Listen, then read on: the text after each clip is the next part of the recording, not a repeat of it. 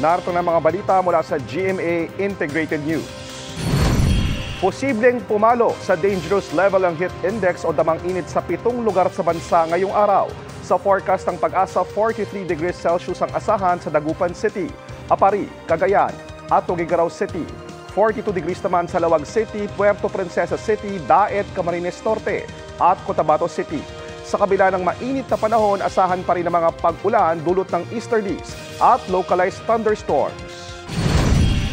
Narito naman iba pang balitang binabantayan ng GMA Integrated News. Kasunod ng pangaharas ng puwersa ng China sa Food Security Mission at Maritime Patrol ng PCG at BIFAR, China Coast Guard iginiit na alinsunod sa batas ang kanilang ginawa. Level ng tubig sa Angat Dam Reservoir bumaba sa 196.82 meters mula sa 197.18 meters kahapon.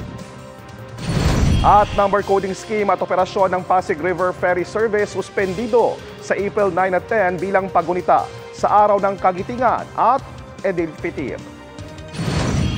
Para sa mas malaking misyon at mas malawak na paglilingkod sa bayan, ako po si JP Soriano ng GMA Integrated News, ang News Authority ng Pilipino.